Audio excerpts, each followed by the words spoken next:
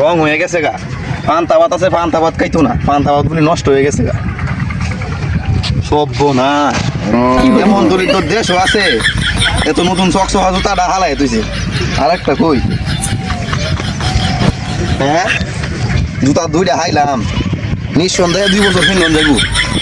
লই যাই দোকান থেকে রুটি লই আই, পান্তা বলি খাইতো না। বের বাইরে যাইলে লাভ কি, কোনো যত্নই করে না, আর করবে বা কেমনে? আমি তো কি করবো না, যাইলেও কিছু নেই না, দিক গে দুদিন মুখ সুখ শুনে খাই নিয়ে আইতে পারি। দেশটা আমাদের মকর লোক শুরু হয়েছে। উঠোয়ানের উড়ি 10 টাকা রাখতে দিয়েছে। 10 টাকা কামাইতে কষ্ট কষ্ট খবর আছে। যাই টিয়া বুড়ি সেরাটা দেই গে কই মিনিট সকালে আর দুপুরে খাইবে, রাতে তোর লাগে ভাত নাই।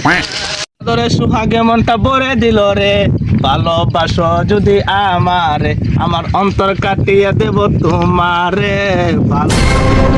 খাওয়ান খাইছো খালি, পান্তা ভাত খাইতো না। 10 টাকা দামে রুটি আনছি, দুপুরেও কামান বন্ধ, রাইতেও কামান বন্ধ। 10 টাকা কামাইতে কত কষ্ট লাগে, কামাই দেখছেন না তো।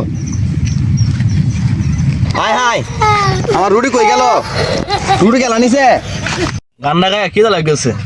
যদি তাকে নসিবে আপনি আপনি আসো। এই 10 টাকা দামে রুটি দে। এছাড়া রয়েছে কারণটা কি? আটটু রয়েছে 10 টাকা দামের রুটি। তোমার বাপ মা কি তোমার কামাই ফায়দা করছে না? চাচা একটু লোটে খাইতাম আমরা নিচুন গেটান দিয়ে। হারাম দাদা, 10 টাকা কামাই তো দেখছো না কেমনটা লাগে? 10 টাকা কামাই দেখো গা, খাওয়া কত কঠিন। হারাম দাদা স্যার আমার হুইল করে আনলো। এছাড়া তোমার মন খারাপ কে? আর তোমার বাপ কই গেছে? এখনো ভাত খাইছি না, আব্বা যাইছে পাউরুটি আনতে দোকানে। কে রুটি খাবা কে? ঘরে কি ভাত নাই? আজ কয়েকদিন ধরে ভাত রান্ধে না, চাল বলি শেষ হয়ে যাইব। কইলাম আজকে ভাই তোর না খাইলাম আরো। আরে স্যার না খায়া শুকাই গেল গা। রুটি খাওয়াও। দেও নাই যে এ ভাই তোর মন লাগে দিহি তো। আয়সন হারাম দাদা এসে খাওয়ানোর লাগে। মনে হয় আমার গাইল ফাললো। দে ভাই আমার দিকে দৌড় পেলেন কে? হারাম দাদা মনে হইনি আছে। বে ভাই দৌড় দিছি না তো। বে ভাই চাইছুন ভালো মন্দ খাওয়ান লাগতো না, মুরগি ধরা দৌড় মারছিলাম। ধরে ভাত রান্ধে না, আমার লাগে বলি মুরগি ধরবো। হ্যাঁ হারাম দাদা মুরগি গুলো গেছে কই? হ্যাঁ হ্যাঁ বলা। বে ভাই তেনি আপনি মুরগি ধরে খাওয়ান তো তারেন কে? আব্বা রুটি দিন। খাই না আব্বা রুটি খাওয়া কে রে? আর কইস না, মুদার বইছিলাম ব্যাগ বান্দরের বাচ্চা রুটি নিয়ে থাকা। আর খাই ব্যাগটা খাইস না, অর্ধেকটা খাইস। বে ভাই আইনজেন পুকুর বাড়িতে ঘুরে আগে, আর তোর মারা কাকা রানতো। আচ্ছা ভাই আপনি এত কিপটা খেয়ে আপনার এত ধন সম্পদ কেডা খাইবো? একটা ছাড়া 3 দিন ধরে না খাই রয়েছে, রুটি খায় থাকে।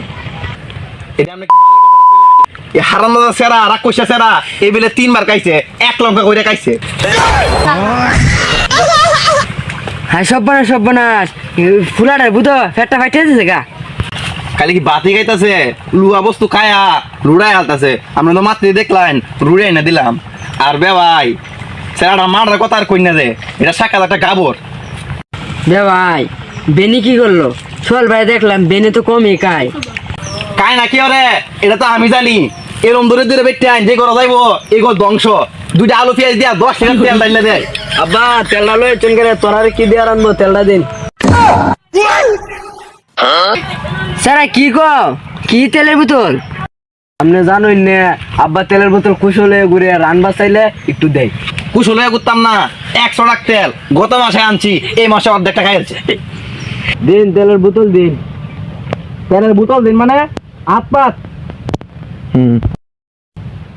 1 2 3 এটা লয়ে যায় কাকা। লুয়ার আমাদের হুঁতা মারতো। আরে বে ভাই এই তেলটা তো কিছু হইতো না। তাহলে আপনি জানোই না আব্বা প্রতিদিন 3-4 মোড়াই দেয়। আব্বা তেলের বোতলটা দিন, ডিমগুলা দেন না। হ্যাঁ সব না, ডিম খোলা খাইবো? আমার লাশের উপর ডিম খোলা খাগা তোরা। আব্বা লাগবে না উঠেরুন। বে ভাই তো সব বনাস করে আছে। বে ভাই জানি গে দিন বল লাগবে না গে। হ্যাঁ আরাম তো তাকে আছে।